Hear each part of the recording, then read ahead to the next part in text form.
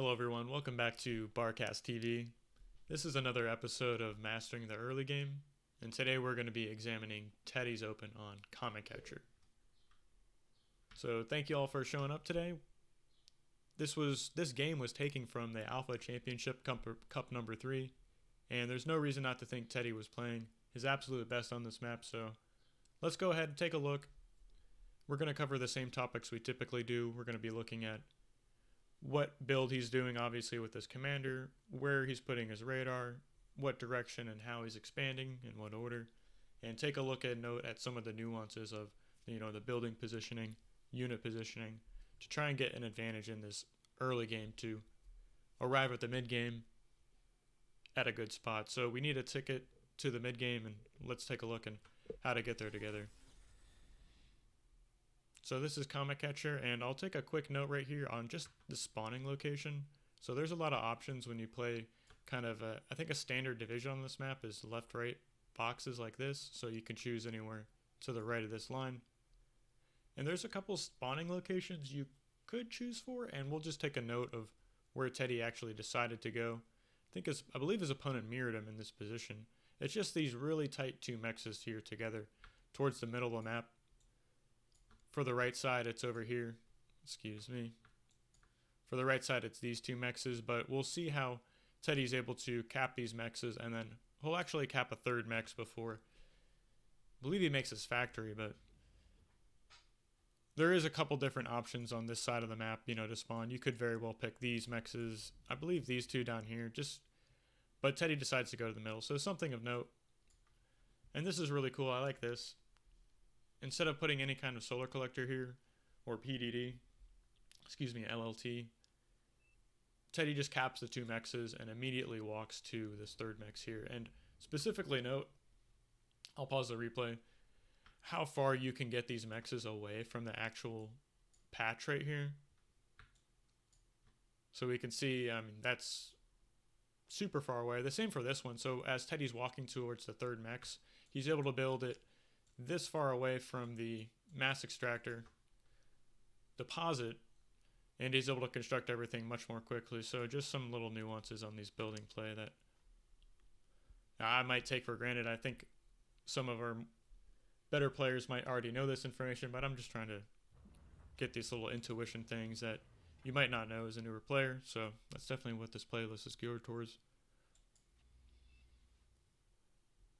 So Teddy goes 3 mexes into 2 solar collectors, and then he's going to produce a bot lab into 2 more solar collectors. So Comet Catcher is a map that I don't think ever has a wind speed above 4, so you pretty much can't build wind turbines on this map.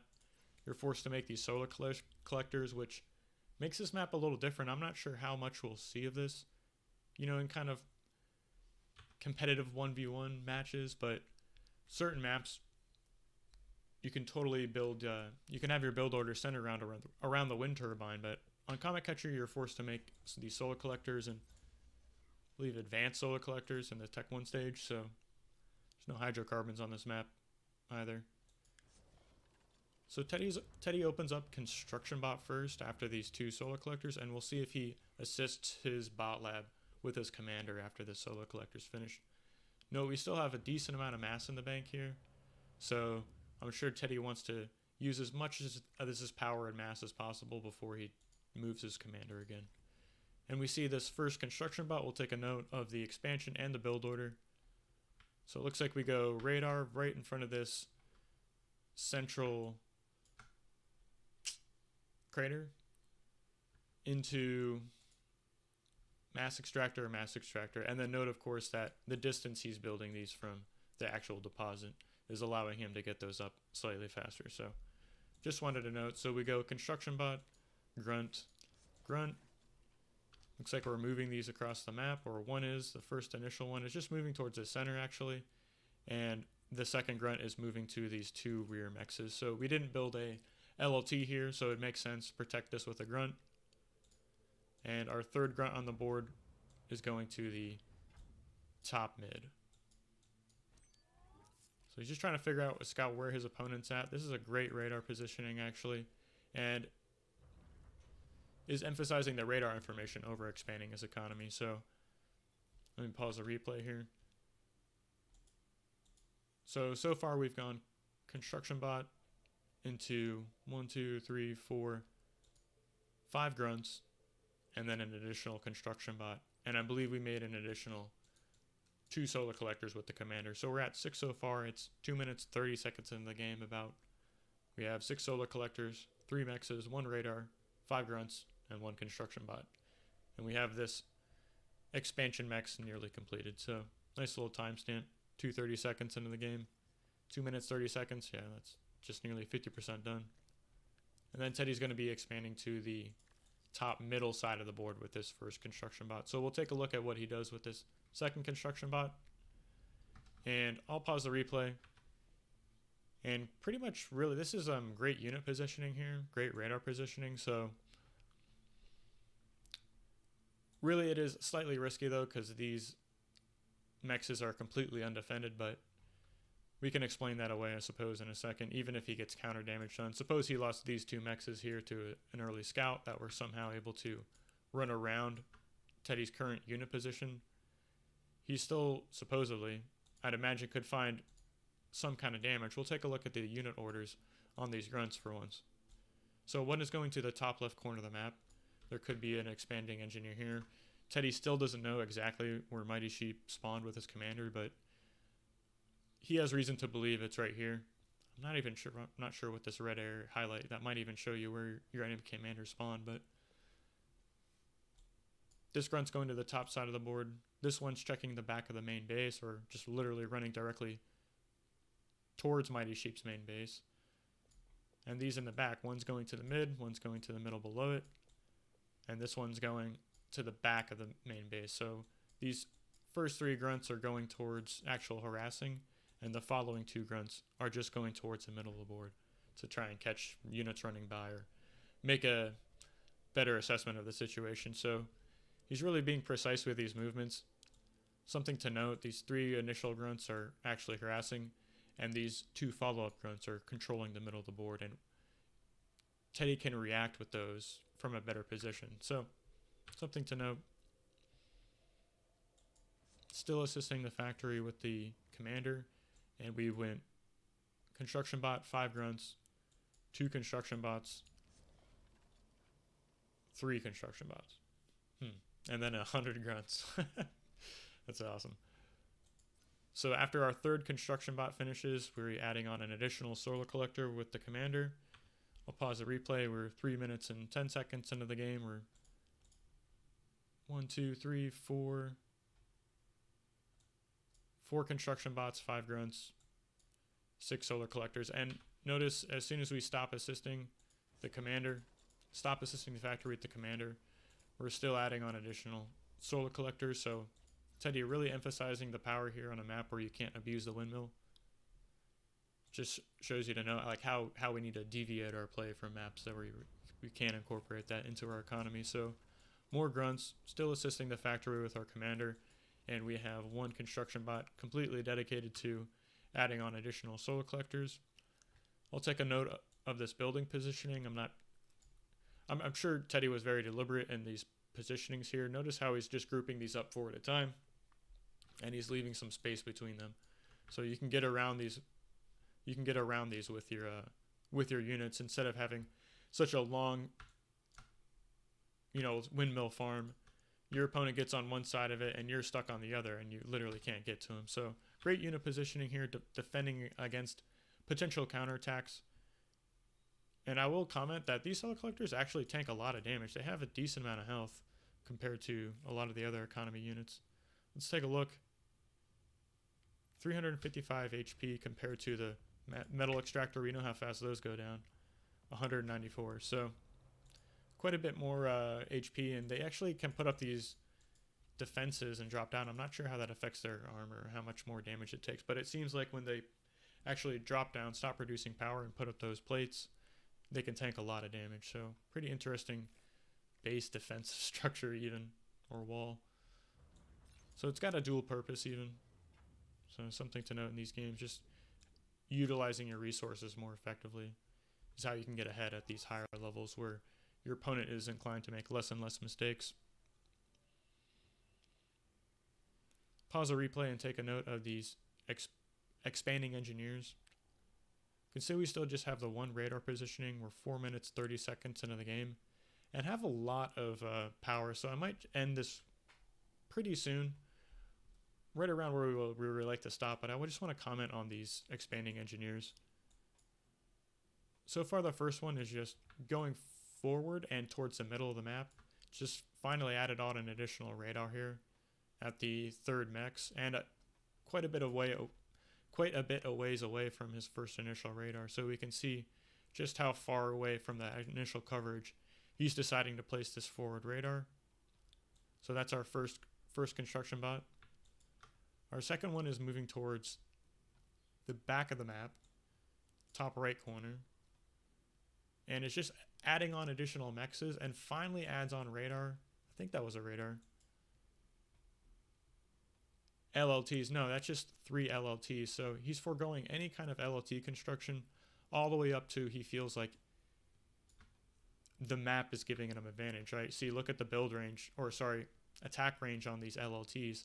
This one covers up to this part of the intraversable terrain, and this one covers up to the edge of the map right there. So really great range on these LLTs, and Teddy's using the map to his advantage here before building a LLT at every single kind of mechs here and protecting them like that. No, he's just trying to prevent run buys and thereby protecting all the mexes behind it most efficiently with just 3 LLTs at the top side of the map. So that's our third construction bot. Our second one goes to the top side of the map. So our third one has expanded towards the middle of the map and is adding on LLTs and radar. So you can take a look at how far that is into the coverage. Look how perfect this is, and perhaps mirrored.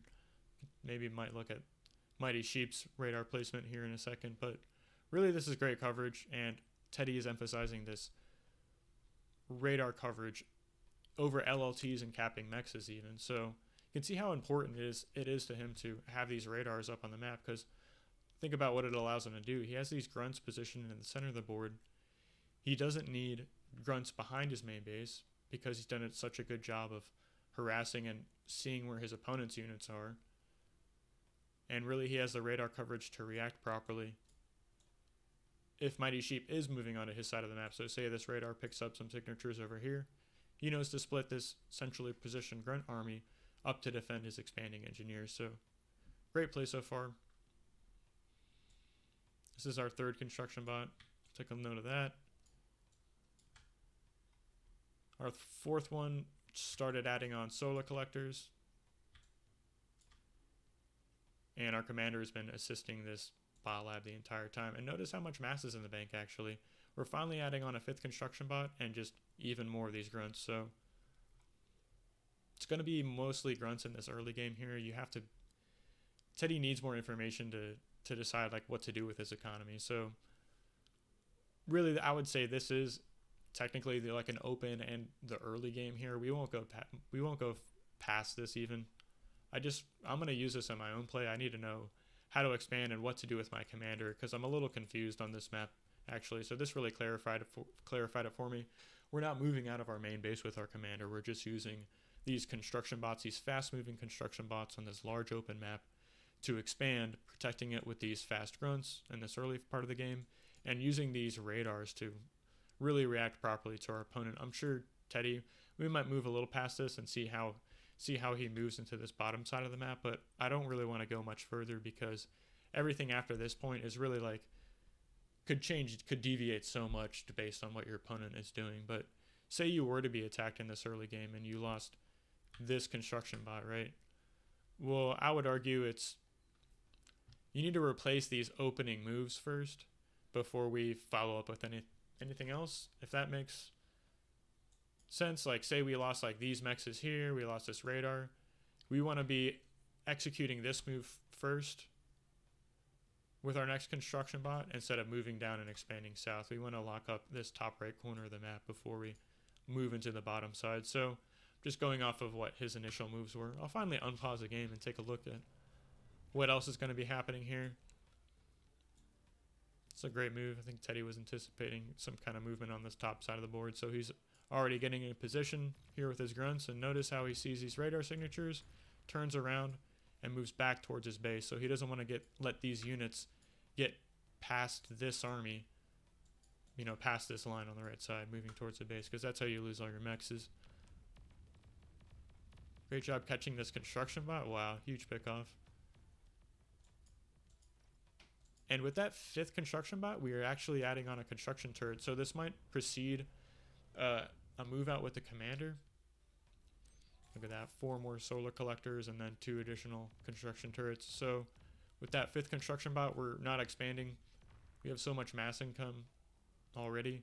We're just going to be finally adding on our construction turrets and even more solar collectors. So at most points in this game, really, Teddy's had 2 construction bots or two sources of build power adding on solar collectors. So really emphasizing that on this map when we can't use the wind turbines. And this is great. He's got a lot of mass income. He's got a decent amount of mass in the bank. He's losing a couple mass extractors in the back and is taking on this engagement here. But notice the unit movement. He's just trying to get ahead of this army and prevent it from moving onto his side of the map over here. So really great movement.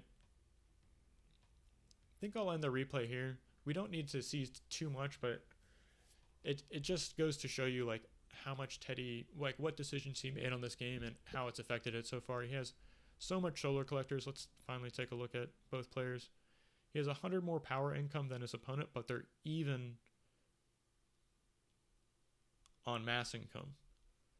So that's going to allow Teddy to add on these extra construction turrets more quickly, I believe, than his opponent, and just field a larger army more quickly. So great to see this kind of play. Not sure what that unit is popping out of there, but yeah, just more grunts. 5 minutes, 6 minutes into the game, we have 1, 2, 3 expanding engineers, 1 engineer adding on solar collectors, and then our 5th engineer adding on 4 solar collectors after our first construction turret, and then we have 2 more construction turrets queued up. And we haven't moved our commander since its first little walk to cap the 3rd mech. So he's just been using its build range to add on a couple solar collectors. I think he added on 1, 2, 3, 4, 5 with the commander, and it's just been assisting this factory the entire time. So I hope this kind of replay or information helps y'all.